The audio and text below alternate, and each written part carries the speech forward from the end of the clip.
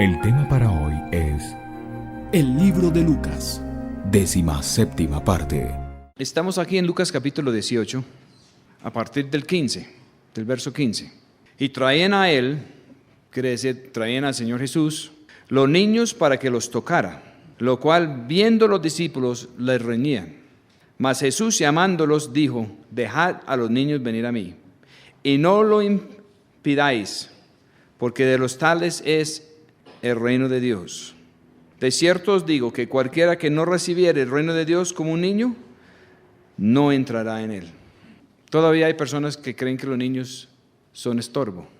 Y note esto, dice que traen a él los niños para que los tocara, y eso causó malestar en los discípulos.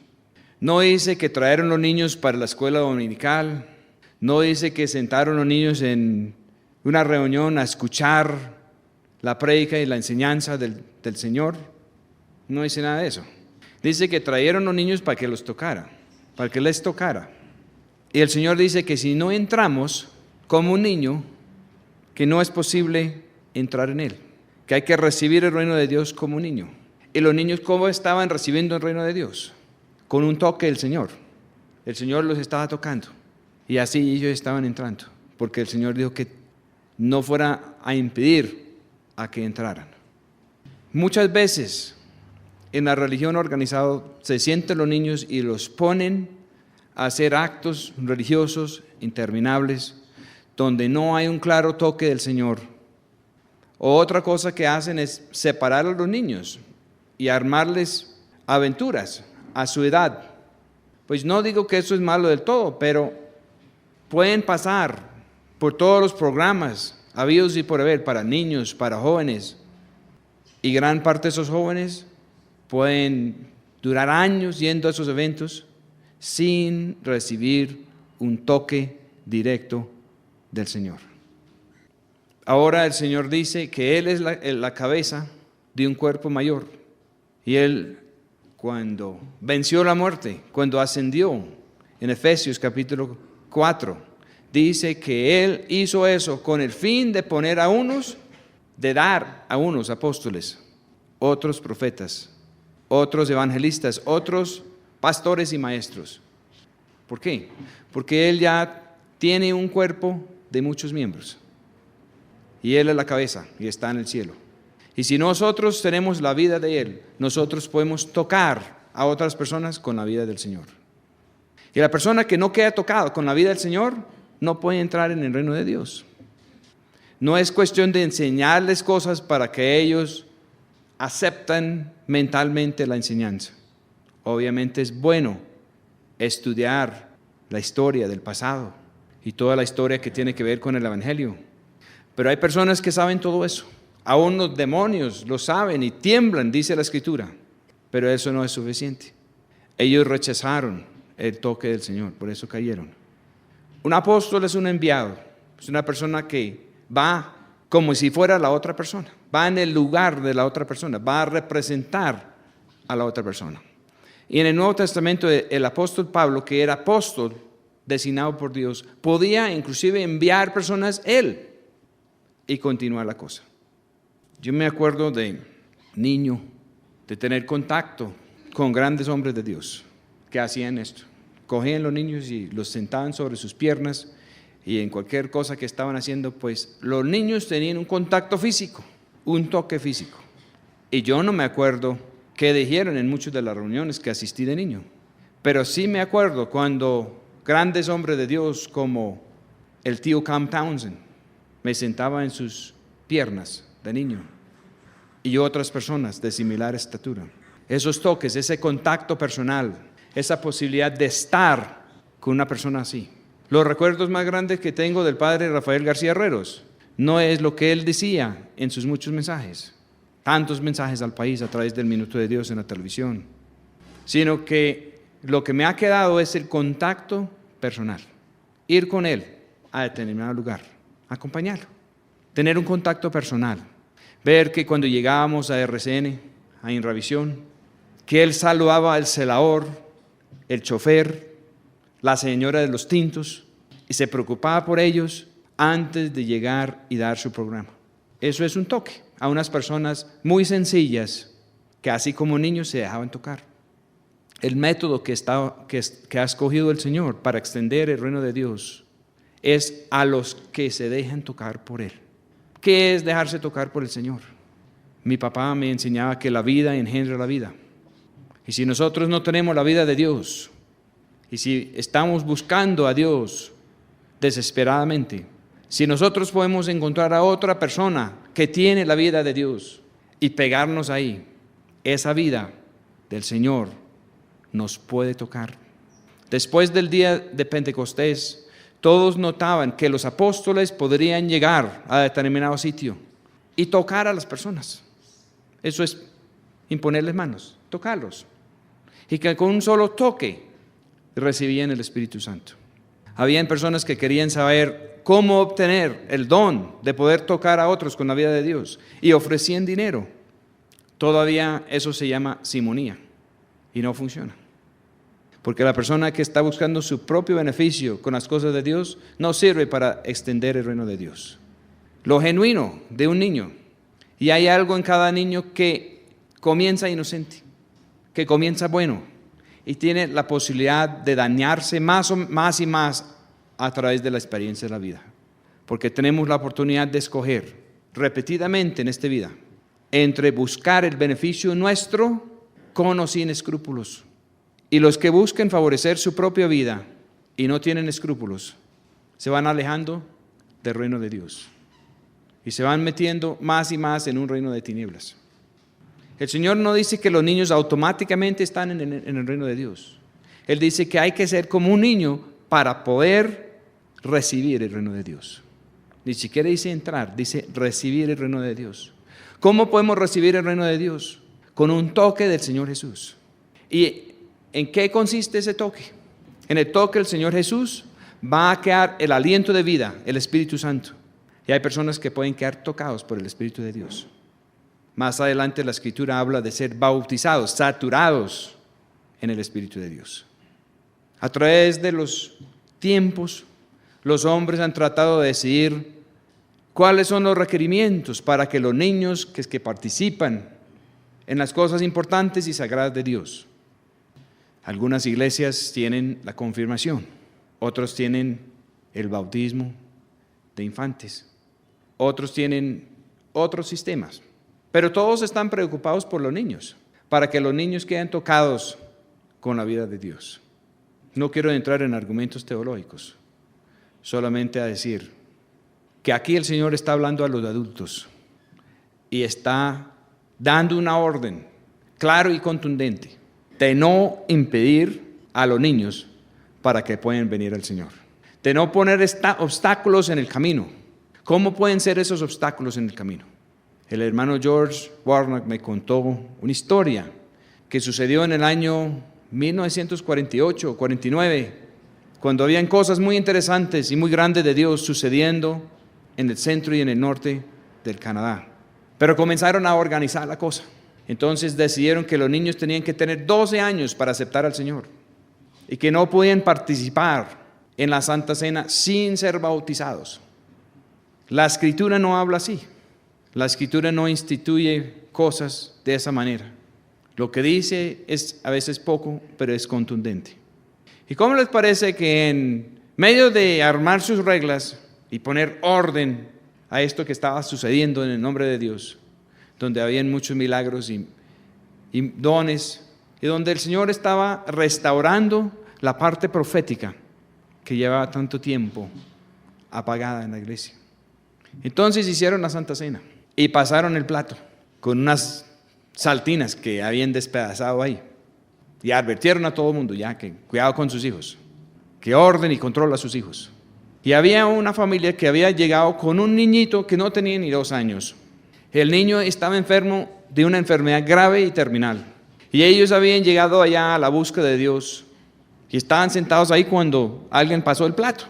Y llegó el plato ahí frente a ellos. Y antes de que alguien lo pudo impedir, el niñito mandó la mano y cogió un puñado de saltina y directo a la boca y se lo pasó. Antes de que alguien pudo hacer nada. Pero ahí no terminó la cosa. Instantáneamente fue sano el niño. Y aún así no entendieron. Seguramente habían personas después tratando de dar saltines de esas a los otros niños y a mucha gente a ver quién más se sanaba, pero no funcionó. El Señor no le gusta cuando nosotros lo limitamos. Y Él se disgustó con sus discípulos, que fueron los apóstoles que Él dejó aquí en representación de Él. Él se disgustó con ellos porque trataron de espantar a unos niños que querían un contacto directo, presente y físico con el Señor. Ellos pensaron que había que hacer cosas importantes. Y el Señor aquí dice que no hay nada más importante que tocar a los niños con el amor, con la vida y con la bondad de Dios. Estaban en esas, versículo 18, y le preguntó un príncipe, diciendo, ¿quién es un príncipe? Un príncipe es una persona, en este sentido, que seguramente venía de familia sacerdotal. Venía de una familia con mucha herencia. Venía de una familia donde él tenía mucha responsabilidad. Dice que este fue un príncipe, en otro evangelio dice que era un joven. Y le preguntó a un príncipe diciendo, maestro bueno, ¿qué haré para poseer la vida eterna? Pues el Señor lo acaba de decir. Y él no estaba poniendo mucho cuidado. Medio estaba entendiendo, pero lanzó la pregunta, ¿qué tengo que hacer yo? Los niños venían y con entablar un contacto directo, que el Señor los tocaba. El Señor dice que así entran o reciben el reino de Dios. Y Jesús le dijo, ¿por qué me llamas bueno? Ninguno hay bueno, sino solo Dios. Es interesante esta frase de nuestro Señor, porque sabemos que nuestro Señor Jesús también, además de ser hombre, fue y es Dios. Y Él resultó aquí en un cuerpo de carne y hueso y sangre como la nuestra. Dice la Escritura que Él compartió nuestras enfermedades y nuestros problemas, pero Él, según la Escritura, no pecó. Entonces, cuando le dijeron maestro bueno, Él, ¿por qué no dejó eso así? Sí, yo soy el único maestro bueno que he llegado hasta ahora. Él dijo, no hay sino uno bueno. ¿Por qué fue bueno el Señor Jesús? Según la Escritura, Él fue bueno porque siempre hacía la voluntad de su Padre Celestial. Ese toque y línea directo con su Padre jamás fue interrumpida. Él vivió todo su tiempo aquí, en comunión, en paz con su Padre Celestial. Y Él está diciendo que es la vida de Dios que es bueno, y que Él vino aquí, y si hubiera seguido su propia voluntad, que eso no hubiera sido bueno. Adán y Eva fueron creados por Dios, y Dios pronunció que eran buenos al comienzo. Y eran buenos y siguieron buenos, mientras que dejaban el árbol, el fruto del árbol de la ciencia del bien y del mal en manos de Dios. Mientras que dejaban que Dios pudiera decidir lo que estaba bien y lo que estaba mal para ellos. Y el día que desviaron de eso, entró la mentira, la muerte, la corrupción, y lo que pasó después no fue bueno. El Señor vino a mostrar otro camino. Y lo pudo demostrar más fácil con los niños, porque los niños llegaban y se dejaban tocar por Él, y se dejaban orientar por Él. En cambio, para los adultos es mucho más difícil. Para los adultos que ya han afirmado un camino diferente al camino de Dios. Jesús le dijo, ¿por qué me llamas bueno? Ninguno hay bueno sino solo Dios. Los mandamientos sabes, no cometerás homicidio, no adulterarás, no hurtarás, no dirás falso testimonio, honra a tu padre y a tu madre. El Señor le dijo 5 mandamientos y hay 10. Y Él dijo, todas estas cosas he guardado desde mi juventud. Y Jesús, oído esto, le dijo, aún te falta una cosa. Vende todo lo que tienes y dalo a los pobres y tendrás tesoro en el cielo. Y ven, sígueme. Entonces él, oídas estas cosas, se puso muy triste porque era muy rico. A un niño pequeño e inocente. Y llega al Señor Jesús y el Señor decía al niño, ven y sígame. El niño no tenía problemas. Había un niño que entregó lo que tenía, que era el almuerzo, y el Señor lo multiplicó. Y viendo Jesús que se había entristecido mucho, dijo, cuán dificultosamente entrarán en el reino de Dios los que tienen riquezas. En otra parte dice que donde tenemos nuestro tesoro, allí también estará nuestro corazón. Si nuestro tesoro es aquí con las cosas de este mundo, nuestro corazón va a estar involucrado en las cosas de este mundo. Pero si nosotros hemos podido entender, y la única manera de entender esto es a través de un toque de la vida del Señor Jesús, de que hay cosas más importantes. Que cuando nosotros extendemos compasión y misericordia en nombre de Dios, bajo la guía del Espíritu de Dios, que eso causa que podemos tener tesoro en el cielo que jamás se puede perder. Nosotros tuvimos un problema ayer. Alguien alcanzó a echar mano a una tarjeta ATM que nos mandaron del banco. Y alguien de buena fe mandó la tarjeta juntos con el PIN. Todo en un paquete lo mandaron por correo. Pues alguien cogió eso y desocuparon la cuenta. Y fuera de eso hicieron una deuda. Eso es lo que puede pasar con los tesoros de acá. En todo nuestro tiempo nunca hemos tenido un caso así. Y hay la esperanza que el banco nos devuelva la plata. Pero la meta de nosotros es que cuando tenemos plata en el banco, nosotros queremos convertir eso en tesoro en el cielo. Porque con los tesoros del cielo no pasa esto. Lo que nosotros invertimos en la vida de otra persona bajo la guía del toque del Señor que hemos recibido, no tiene pérdida. Jamás se puede perder la inversión. Cuán dificultosamente entrarán en el reino de Dios los que tienen riquezas. Ellos dan algo a otras personas, dan un pequeño porcentaje y creen que están haciendo una gran cosa.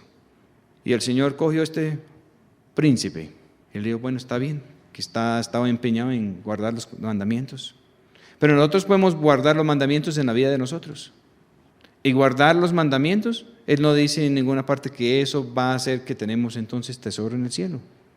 Para tener tesoro en el cielo tenemos que invertir en las vidas de los demás. El Señor no dijo a este príncipe, mira, usted es una persona importante, tiene mucho capital, tiene mucha trayectoria de familia. Aquí le voy a relacionar con una persona importante aquí, que es Judas Iscariote. Él es nuestro tesorero. Él carga el bolso de los fondos de las campañas de Jesús de Nazaret. Yo le sugiero pagar los diezmos aquí a Judas.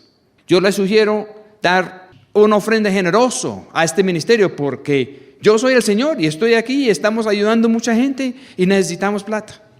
¿El Señor dijo eso? En ninguna parte del Nuevo Testamento está. En ninguna parte dice el Señor que hemos de dar de esa manera. Él dijo al príncipe, vaya y allá hay pobres, vaya y búsquelos, vende todo lo que tienes y ven tú y sígueme. Nosotros no sabemos en qué condiciones eran las riquezas de este joven. Es posible que habían cosas mal habidas, no dice si eran mal habidas o bien habidas. Y el Señor no hizo esto en todas las oportunidades. Aquí enseguida está el caso de Zaqueo. Y cuando Zaqueo se abrió el mensaje, Zaqueo dijo, voy a devolver todo lo que he robado y 5 tantos. Y la mitad de lo que tengo lo doy a los pobres. Y el Señor no le dijo a Zaqueo, mire, es que acabo de tener una charla con otro joven príncipe muy rico y yo le dije a él que buscara a los pobres y que vendiera todo. El Señor no dijo eso. El Señor escuchó a Zaqueo y dijo, hoy la salvación ha llegado a esta casa. Cuán dificultosamente entrarán en el reino de Dios los que tienen riquezas. De este mundo, las cosas de este mundo, está claro que entran en competencia con las cosas de Dios. El Señor dijo que no podemos tener 2 amos. No podemos servir a las riquezas de este mundo y servir a Dios. Es totalmente incompatible. Servir a Dios quiere decir que el Señor nos va a enviar a representarlo a Él como es. Cuando estuve con el padre García Herreros, él solamente tenía una camita y una biblioteca. Y le daban mucha plata. Y él no le gustaban los templos religiosos. Él dijo que había mucha iglesia edificada, grande, costosa, pero que eso no era correcto cuando habían personas en turbios. Y lo que caía a manos de él lo convertía en vivienda para las personas que no tenían techo. Y así vivió toda su vida. Hay personas que pueden decir que no comparten sus ideas o una u otra cosa. Pero queda el hecho de que muchas personas tienen techo. Queda el hecho de que muchas personas invirtieron de las cosas de este mundo a salir con tesoros en el cielo. Dice aquí, porque más fácil cosa es entrar un cable por el ojo de una aguja que un rico entrar al reino de Dios. Este versículo ha sido traducido diferente en otras Biblias. Unos dicen que más fácil un camello, pero Casiodoro de Reina en la primera traducción al español en 1569 tradujo esto cable. Y creo que la razón es porque del pelo del camello ellos hacían un cable que era lo más fuerte que había. El Señor estaba diciendo que un rico con las cosas de este mundo es incompatible con el reino de Dios. Hay que desmontar eso. Es más fácil cosa entrar un cable por el ojo de una aguja. No es posible que un rico entrar al reino de Dios. Por eso es que el Señor dice en otra parte que bienaventurados los pobres en espíritu, porque de ellos es el reino de Dios. Sí, la riqueza va en conjunto con la soberbia. Él ya estaba hablando de esto, porque cuando las dos personas en el templo y el que había estado al día con todos sus actos religiosos se sentía soberbio, y el publicano llegó allá pidiendo que el Señor lo enderezara, y ni siquiera miraba para lo alto. Y el Señor dijo que el que llegó con actitud humilde fue el que salió justificado. Los niños tienen cierta inocencia y humildad. La soberbia lo tienen que aprender, lo aprenden. Y ellos aprenden muchas cosas de nosotros. Ellos aprenden de la actitud de sus padres, más que aún por las enseñanzas y las palabras de sus padres y de sus profesores. Y los que lo oían, versículo 26, dijeron, ¿y quién podrá ser salvo? Lucas 18, 26. Pensaron que Él puso la cosa imposible, y es imposible. Para nosotros es imposible. Y Él les dijo, lo que es imposible con los hombres, posible es para Dios. Y así llegamos otra vez al punto de partida en este pequeño discurso, que los niños para entrar, para recibir el reino de Dios, la fórmula es un toque del Señor. Y para cualquier persona, la fórmula es un toque del Señor. Y la persona que cree que tiene mucho en esta vida y nunca ha sido tocado por el Señor, no está en nada. Entonces Pedro dijo, he aquí, nosotros hemos dejado todas las cosas y te hemos seguido. Y él les dijo, de cierto os digo que no hay nadie que haya dejado casa o padres, o hermanos o mujer o hijos por el reino de Dios, que no haya de recibir mucho más en este tiempo y en el siglo venidero la vida eterna. En el Evangelio de Marcos dice que unos recibirán a 30, a 60 y a 100 por uno. Aquí en Lucas solamente habla de a 100 por uno. Y lo que pasa es que cuando nosotros ponemos lo del Señor primero, cuando buscamos primero el reino de Dios y su justicia, ¿qué sería entonces buscar primero el reino de Dios? Buscar ese toque de Dios que solamente Él puede hacer en nuestra vida. Si Él no nos toca, si Él no pone su espíritu por dentro de nosotros, no hay nada que hacer. Nosotros podemos pensar que somos buenos hombres. Y le dijeron al Señor, buen maestro. Y Él los hizo entender que Él no era un buen maestro si fuera a hacer su propia voluntad, que solamente era un buen maestro porque Él hacía la voluntad de su Padre Celestial, siempre. Dice que Él fue movido por compasión y sanaba a tal persona o tal a otra. Pero también dice que Él nunca se desvió del plan de su Padre Celestial. Y Él no tenía que hacer consultas cada nada. Él no tenía que consultar al Padre, ¿será que debo de sanar a este ciego? ¿Será que debe de sanar a esta otra persona? Lo pudo hacer, y otro factor era que la persona tuviera fe y decidiera depender de Él. Y todo eso resultó ser la voluntad del Padre Celestial. Y Él les decía, no solo que su fe lo ha sanado, Él decía su fe le ha salvado. Porque en Efesios también Pablo dice que la salvación es por la gracia de Dios mediante la fe. Dios en su gracia nos quiere tocar, nos quiere salvar, pero se requiere algo de nosotros. Se requiere que nosotros decidimos depender de Él y no de nada más. Que decidimos no depender de las cosas de este mundo, que no vamos a depender de nuestra propia vida, de nuestras propias ideas, que no vamos a depender de un grupo religioso, que no vamos a depender de ritos religiosos, que vamos a depender directamente de Él.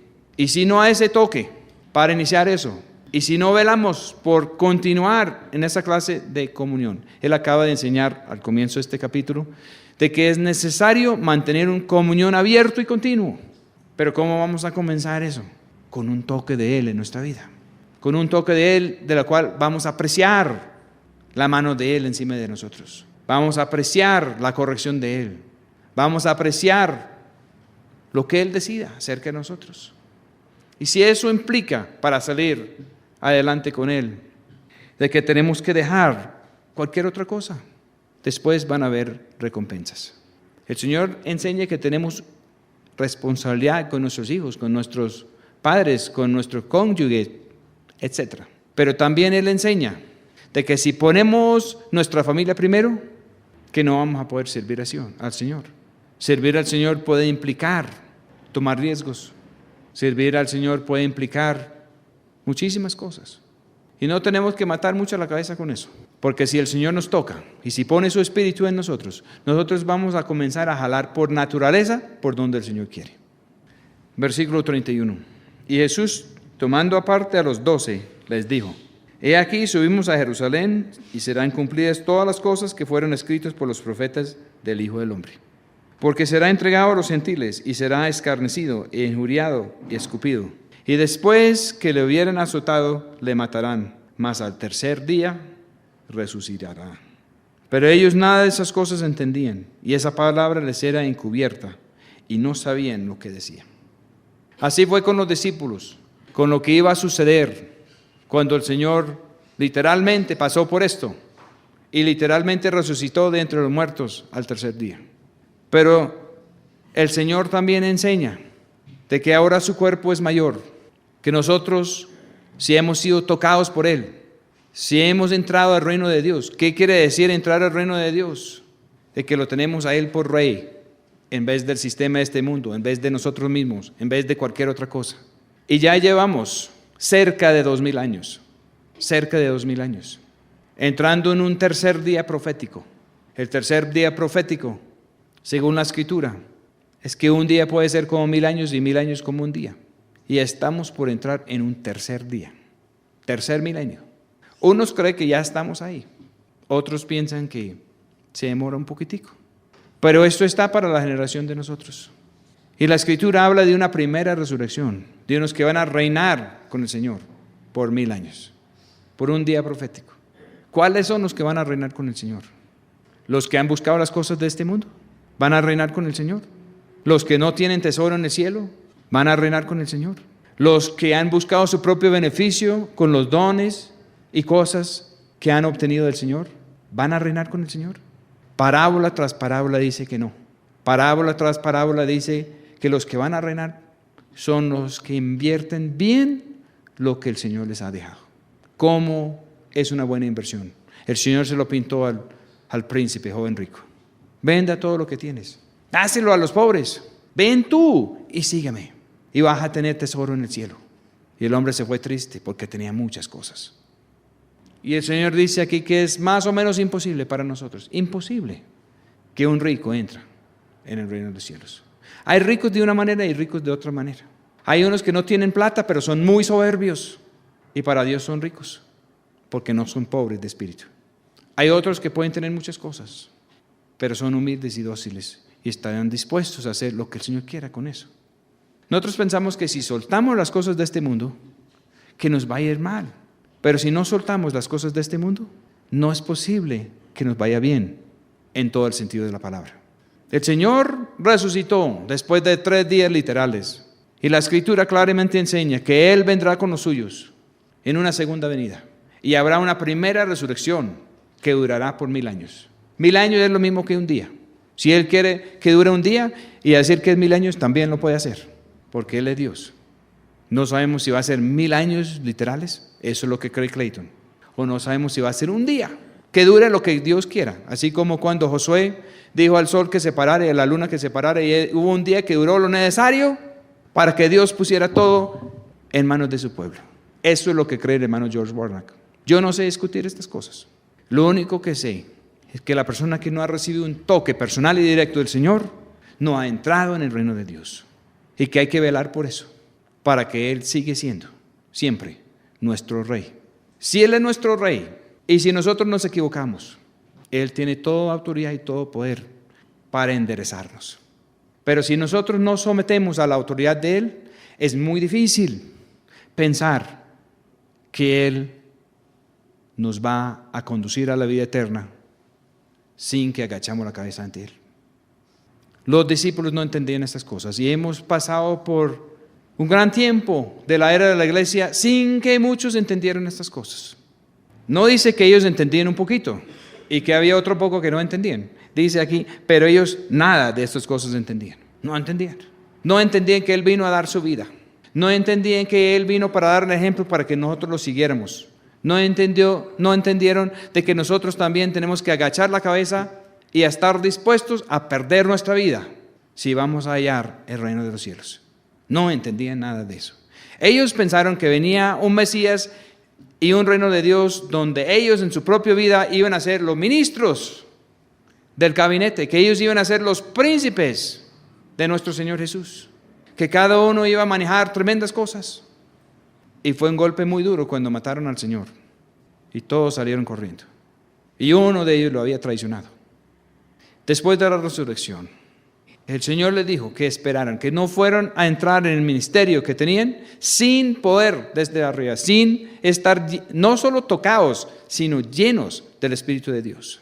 Bautizados, que quiere decir sumergidos y hasta escurriendo el Espíritu de Dios en vez de otra cosa. Pero muchos pasan por alto una de las últimas cosas que hizo el Señor, posiblemente la última cosa que hizo el Señor, cuando dice que Él sopló su aliento sobre ellos y dijo, reciben el Espíritu Santo.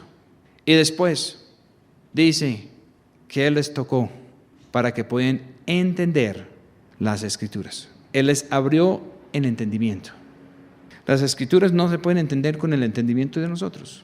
Persona que no tiene el entendimiento, que solo viene de Dios y viene por medio de un toque de Dios. Y no es posible entenderlas de otra manera. Hay personas andando a tientas, escuchando estos mensajes y no ven con claridad en el ámbito espiritual, pero sí han recibido alguna forma de toque de Dios y sí están escuchando y están captando algo del mensaje. Para las personas que están entendiendo algo, eso no es posible sin un toque del Señor Jesús en su vida. ¿Y qué hay que hacer? Aquí viene lo que hay que hacer. Dice así, versículo 35. Y aconteció que acercándose él a Jericó. Jericó quiere decir, tiene su propia luna. Jericó fue la primera ciudad grande que fue conquistado por Josué, que Josué quiere decir Jesús, cuando el pueblo de Israel entró en la tierra prometida. Jericó lo conquistó Dios y solamente se salvó una prostituta y su familia. Y hemos mencionado esto en otros mensajes. Y la prostituta que se salvó fue incorporada directamente en la línea de Cristo porque se casó con uno de los espías que ella protegió. La salvación de la prostituta y su familia no fue una salvación que ellos dijeron, mire, hay que creer esto, nosotros venimos de Dios y aquí están los 10 mandamientos que nosotros tenemos y memoriza todo esto y repítenoslo y si alcanza a captar todo, entonces va a estar salva. No. La salvación de esa prostituta y de su familia fue porque ella vio que los enviados de Dios estaban en peligro y ella los cogió, los escondió. Ella vio que estaban persiguiendo a los verdaderos representantes de Dios. Unos hombres que habían dejado todo atrás en Israel para ir a espiar la tierra. Habían dejado sus mujeres, sus hijos, sus casas, cualquier cosa que tenían, lo habían dejado y estaban allá en una misión muy peligrosa. Y esta mujer captó la situación y les echó mano, y los entró, y los escondió, y los sacó por una ventana, y se salvó con toda su familia. Obviamente su familia tenía que guardar el secreto. Jericó, ¿qué quiere decir? Su propia luna. La luna es símbolo de la mujer. Tiene el mismo ciclo de 28 días. La luna es símbolo del pueblo de Dios. El pueblo de Dios en conjunto, el símbolo es siempre una mujer. Y el pueblo de Dios no ha sido constante. La Biblia habla de un pueblo de Dios que va para adelante y después echa para atrás, así como las fases de la luna. Y la Biblia habla de una luna al final que va a estar como sangre, por tanto hacer su propia voluntad. Ya la luz del sol que está reflexionando queda distorsionado. Nosotros vemos la luna roja cuando hay mucha tierra en la atmósfera. Y cuando los hombres se meten entre la revelación de Dios y los seres humanos, todo se vuelve sangre, muerte. Jesús estaba pasando por Jericó y había una maldición sobre Jericó. Josué dijo que el que volviera a fundar Jericó, con solo comenzar, iba a perder un hijo. Y con poner las puertas al final, iba a perder el otro. Iba a perder el mayor, iba a perder el menor. Iba a perder la posibilidad de tener herederos así como los quiere Dios, porque Dios mandó no volver a edificar a Jericó. En Isaías capítulo 30 habla de una luna que va a brillar como el sol y que no va a menguar más. El Señor quiere hacer eso con un pueblo que ha sido tocado por Él. Él no quiere repetir este desastre de la religión organizada que es Jericó. Y aconteció, versículo 35 de Lucas 18, que acercándose él a Jericó, a la ciudad de la religión, un ciego estaba sentado junto al camino, mendigando. Eso es más o menos la maldición de Jericó. No va a haber sustento, no va a haber heredero. Sin heredero no hay redención, no hay redentor, no hay vengador de la sangre. Todo está opaco, oculto, y todo el mundo está de arriba. Y aquí este señor de Jericó estaba ciego y mendigando, pero le quedaba algo, escuchaba. Él, cuando oyó la multitud que pasaba, preguntó que qué era aquello, y le dijeron que pasaba Jesús Nazareno. Entonces dio voces diciendo: Jesús, hijo de David, ten misericordia de mí. Y los que iban delante le reñían que callara, mas él clamaba mucho más: Hijo de David, ten misericordia de mí. Ciego, sin nada, sin nadie en la familia que viera por él, abandonado. Pero cuando escuchó, no se quiso callar. Y dijo a Jesús: Hijo de David. Eso quería decir que él identificaba Jesús con el Mesías, con el Salvador que habían esperado. Él sabía que el Señor podía arreglar su problema. Y comenzó a gritar porque no pudo hacer más. Era ciego, no podía ni siquiera levantarse a buscar a Jesús porque no veía. Así tenemos a muchas personas en la ciudad de la religión, espiritualmente ciegos, espiritualmente mendigando. Pero lo importante para este ciego, para este mendigo, es que lo reconocía. Sabía que no podía ver. Los fariseos decían que ellos podían ver, y el Señor Jesús dijo que ellos eran los verdaderos ciegos. Él sabía que era mendigo. El joven rico sabía que era rico y no quiso soltar sus riquezas. Este no tenía ese problema porque no tenía riquezas. Solamente le llegaba una gotica cada día como para mantener la vida. Se puso a gritar desesperado. No pudo hacer más. Jesús entonces, parándose, mandó traerle así. Noten que en la parábola de la cena del matrimonio, las personas no llegaban a la cena por sí solos. El Señor mandaba invitaciones. Mandaban personas a ir a traer a los invitados. Y al final dijo que deberían de buscar los mancos, los cojos, los ciegos y obligarles a entrar. Solo de esos requisitos tenían que llegar con el traje de matrimonio que Él había enviado. ¿Qué es ese traje de matrimonio? Eso es simplemente la cobertura de nosotros reconocer que Él es el Rey, que nosotros estamos bajo la autoridad de Él y que dependemos de recibir un toque de Él. Y de recibir un toque de Él, la otra cosa indispensable para nuestra salvación y nuestra salud es recibir la comida que Él brinda. El Señor no dijo a las personas que iban a la fiesta: mire, tienen que hacerse una ceremonia y limpiarse, purificarse ceremonialmente según la ley. Mire, tienen que practicar los mandamientos. Mire, tienen que pagar sus diezmos. Mire, no, solamente reconocer la autoridad de Él y llegar y comer lo que Él disponía. Y Él mandó a sus siervos a ir, dice, en el camino y también dice fuera del camino, y obligarles a entrar. Este ciego que estaba gritando ahí, el Señor dijo: tráigamelo, tráigamelo. La Escritura también dice que nadie puede venir al Señor Jesús sin que el Padre Celestial lo atrae y así lo ordena. El Padre Celestial sabía quién era este ciego. El Padre Celestial estaba de acuerdo que este ciego llegara a los pies del Señor Jesús. Y cuando llegó, el Señor Jesús le preguntó, diciendo: ¿qué quieres que te haga? Él hubiera podido decir: mire, mi familia me echó, no quieren repartir la herencia conmigo, es que aquí estoy minusválido y acabado. Haga algo, Señor, para que yo pueda recibir el dinero que me corresponda. Pero Él no dijo eso. Y el Señor no se dio por adivinar directamente qué debería hacer por este ciego. ¿Qué quieres que te haga? Y el ciego dijo, versículo 41, Señor, que vea. Y esto es muy curioso lo que pasa aquí en adelante. Versículo 42. Y Jesús le dijo: ve, tu fe te ha hecho salvo. Él no le dijo: ve, tu fe te ha hecho sano. El Señor dijo: ve, tu fe te ha hecho salvo.